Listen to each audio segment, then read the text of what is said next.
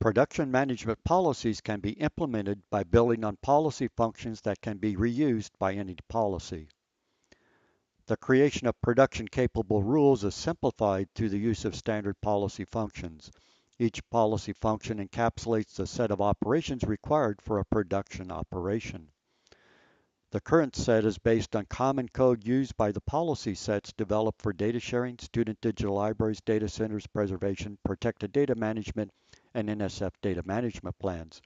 There is significant interest in expanding the policy function set to support additional data management applications. A description of each policy function is provided in Chapter 1 of the Policies Examples workbook. The policy functions can be loosely organized into 5 categories: verify input parameters, create a log file, update metadata, manipulate lists, and retrieve objects.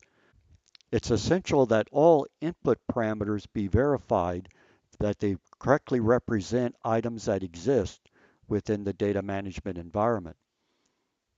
The checks ensure that the input parameter is of the required type and that the object exists within the data grid. You can check input values for a collection, a file, for whether metadata exists, for path names, for resources, for users, for zones, and whether a collection exists or a file exists. The policy functions that start with check will write an error message to standard out and fail if the object does not exist. The isCall policy function will create a collection if it does not exist and returns a status flag. The isData policy function returns a status flag. The policy functions needed for creations of log file include createLog file, create list of collections, create replicas, and select resources. The policy functions related to progress tracking include add metadata to a file, add metadata to a collection, delete metadata, modify metadata, and update metadata.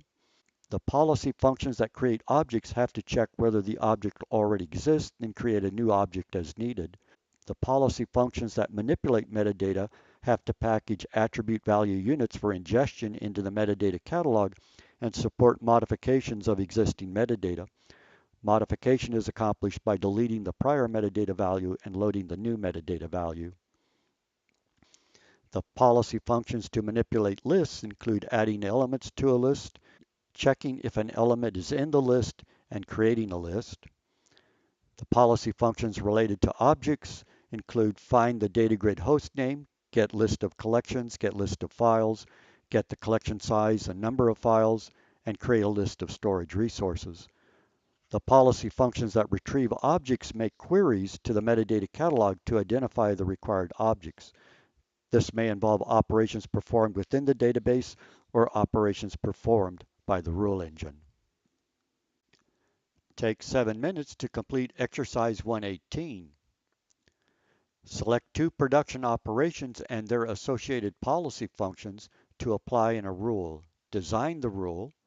You can use code from LifeLive Zone Home RW More Rules RDA replication-rule.r. Please load a paragraph describing your result into the lifetime library in the subcollection class INLS 624 by the end of today's class.